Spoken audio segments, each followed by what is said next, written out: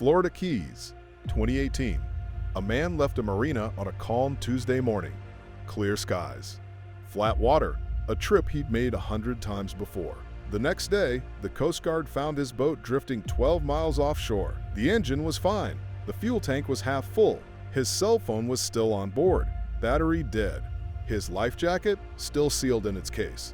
They never found him. But here's what haunts me. This wasn't a storm. It wasn't recklessness.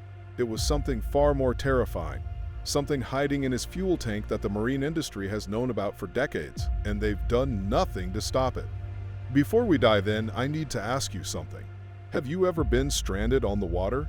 The engine just stopped? Drop a comment below. I want to hear your story. Now hit subscribe and ring that bell, because what I'm about to show you could save your life or someone you love. This is the failure no one warned him about. We don't know his name, the Coast Guard doesn't release that information, and the family has never spoken publicly. But we know his type: middle-aged, local, the kind of man who'd been fishing these waters since before GPS was standard equipment, who knew the tides by feel and could read the weather in the color of the sky. He lived in the Florida Keys, where the line between land and sea blurs into something almost spiritual. Down here, boats aren't luxury items. They're tools, they're freedom. For men like him, a morning on the water wasn't recreation. It was routine, as natural as breathing. On this particular Tuesday, conditions were perfect. The sun rose into a cloudless sky. The wind was light, barely enough to ripple the surface. No storm warnings, no small craft advisories. Just another day in paradise, if you believe in that sort of thing. He launched from a local marina. We don't know which one, but there are dozens scattered across the Keys, each one a gateway to some of the most productive fishing grounds in North America. His boat was a center console, somewhere around 20 feet. Single engine, no backup motor, because he'd never needed one. In all the years he'd been doing this, the engine had always started. It had always brought him home. That morning, he loaded his gear the way he always did. Rods, tackle, cooler, maybe a sandwich wrapped in foil, maybe just a thermos of coffee. He had a VHF radio mounted on the console, standard equipment, required by common sense if not by law. He had a cell phone in his pocket, the same phone everyone carries now, the one we all assume will save us if something goes wrong. What he didn't have was a float plan. He didn't tell anyone where he was going or when he'd be back. Why would he? He'd made this trip 100 times, maybe 1,000. The route was so familiar he could run it in his sleep. This is the paradox of experience. The more trips you take without incident, the less you prepare for the trip that goes wrong. You stop filing plans with the marina. You assume your phone will have signal. You trust your engine because it's never failed you before. Experience becomes confidence, and confidence becomes complacency, and complacency becomes the thing that kills you. 75% of fatal boating accidents involve operators who never received formal safety training. That statistic surprises people. They assume the victims are beginners, kids on jet skis, tourists who rented something they couldn't handle. But the data tells a different story. The dead are often experienced. They're the ones who learned by doing, who figured out the water through years of trial and error. What they never learned was what to do when everything they trusted suddenly stopped working. Our man backed away from the dock, idled through the no-wake zone, and pointed his bow toward open water. The engine hummed beneath him, reliable as a heartbeat. The morning stretched out ahead, full of possibility. Somewhere in his fuel tank, invisible and undetected, water was waiting. He didn't know it was there. Most boaters don't. Water gets into marine fuel systems constantly, through condensation, through rain, through contaminated batches at the marina's pumps. It settles at the bottom of the tank, heavier than gasoline, pooling in the lowest point of the system. In small amounts, it passes through without consequence. But when it accumulates, when the fuel line finally sucks it up and sends it toward the engine, everything changes. The sun climbed higher. The Keys shrank behind him, and the clock started ticking on a disaster he couldn't see coming. Picture the scene. He's running offshore, maybe 5 miles out, maybe 10. The engine has been performing flawlessly all morning, the way it always does. The water beneath the hull is that impossible Caribbean blue that photographs can never quite capture. Everything feels right, and then, without warning, the engine coughs once and dies. The silence is immediate and total. One moment there's the reassuring drone of the outboard, the vibration through the deck, the sense of forward motion. The next moment there's nothing but the slap of small waves against the hull and the sudden, disorienting stillness of a boat that's no longer going anywhere. He would have tried to restart immediately. That's what everyone does. Turn the key, hit the button, wait for the familiar rumble. Nothing. Try again. Nothing. Check the kill switch. It's in the right position. Check the fuel gauge. It's showing half a tank. Everything looks normal. Everything should be working, but the engine won't start. What he couldn't see, what he had no way of knowing, was that water had finally reached his fuel injectors. Modern outboards are technological marvels. Electronic fuel injection, computer-controlled timing, sensors monitoring everything from temperature to oxygen content. They're more efficient than anything that came before them. They're also far less forgiving. The old carbureted motors could sometimes cough through contaminated fuel. They'd run rough, they'd sputter, but they'd give you warning. Modern fuel injection systems don't negotiate. When water hits the injectors, the combustion process fails completely. The engine doesn't sputter toward death. It simply stops, like someone flipped a switch. He probably opened the engine cowling, looking for something obvious. A loose wire, a disconnected hose, smoke or sparks or any visible sign of what went wrong. He would have found nothing. The engine looked fine, it just wouldn't run. This is the cruelty of modern marine technology. These systems are designed to be serviced at dealerships with proprietary diagnostic computers. They're not designed to be fixed at sea. There's no manual override, no choke to pull, no mechanical backup for when the electronics fail. When the computer says the engine won't start, the engine won't start. You're not a captain anymore. You're a passenger on a drifting boat. Now comes the question that haunts this entire story. Why didn't he call for help? He had a VHF radio. Coast Guard records show that no mayday was ever transmitted from his vessel. Not a distress call, not a pan-pan, not even a casual request for a tow. The radio was found aboard, apparently functional. It just was never used. Maybe he thought he could fix it. Maybe he was embarrassed, a veteran fisherman calling for help over what seemed like a minor mechanical issue. Maybe he assumed he'd drift close enough to another boat or back toward shore. Pride is a powerful thing, especially for men who've spent their lives solving their own problems. Or maybe he tried his cell phone first. That's what most people do now, reach for the device in their pocket before they reach for the radio on the console. But cell phones need signal, and signal needs towers, and towers don't extend very far offshore. In the Keys, you can lose reliable coverage just a few miles from land. His phone was found aboard the next day. The battery is completely dead.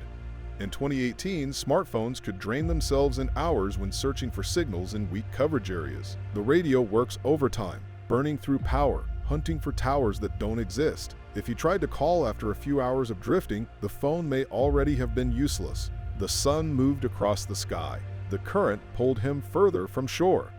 And the window for rescue grew smaller with every passing minute. The Gulf Stream is one of the most powerful ocean currents on Earth. It flows through the Florida Straits like an invisible river, moving north at 2 to 4 knots, faster than most people can swim, relentless as time itself. A drifting boat doesn't stay where its engine died. It moves. And it moves in whatever direction the current decides. By the time the sun began to set, our man could have been miles from where the engine first stopped. The landmarks he knew, the familiar shapes of the Keys on the horizon, would have been shrinking or shifting or disappearing entirely.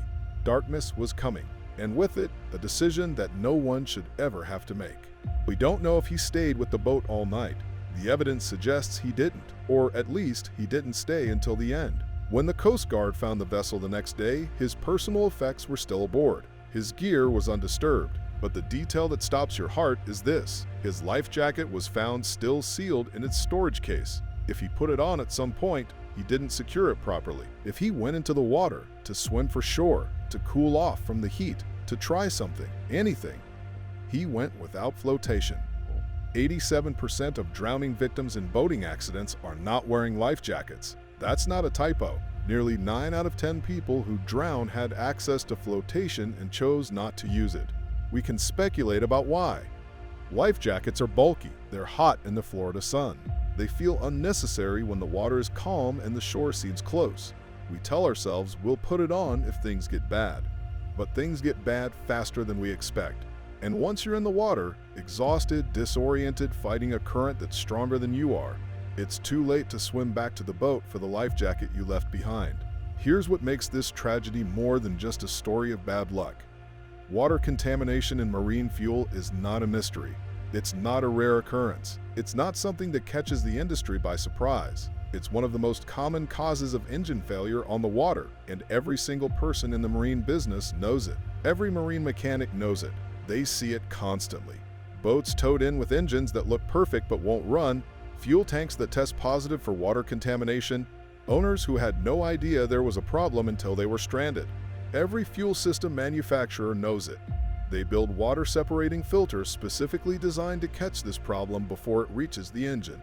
These filters have been around for decades. They work, they're reliable, and they cost less than a tank of gas. Every outboard company knows it. Their owner's manuals recommend water-separating filters. Their warranty documents specifically exclude damage caused by contaminated fuel. They've studied this failure mode. They understand exactly how it happens and exactly how to prevent it. And yet, and this is the part that should make you angry, water-separating fuel filters are not standard equipment on most recreational boats sold in America. They're optional, they're aftermarket. They're something the buyer has to know about, research, purchase separately, and install themselves or pay a mechanic to install. The commercial fishing industry figured this out generations ago. Blue water sailors wouldn't dream of crossing an ocean without water separation in their fuel system. But the weekend fishermen, the family buying their first center console, they're sold boats with the cheapest possible fuel systems and left to discover the problem on their own. Some discover it with an inconvenient tow back to the marina. Some discover it the way our man did. Someone at the marina noticed he hadn't come back. That's how these things usually start. Not with alarms or automated alerts, but with a human being realizing that another human being should have returned by now. A slip that's still empty. A truck and trailer still sitting in the parking lot. The slow, creeping awareness that something is wrong. The Coast Guard launched a search the next morning. District 7, which covers Florida and the Caribbean, handles more search and rescue operations than almost any other region in the country. They know these waters. They know how currents move, how boats drift, how quickly a situation can turn from inconvenient to fatal. They found his boat several miles offshore, drifting aimlessly in open water. The scene told a story, but it was a story with missing pages. The engine was mechanically intact, no catastrophic failure, no visible damage.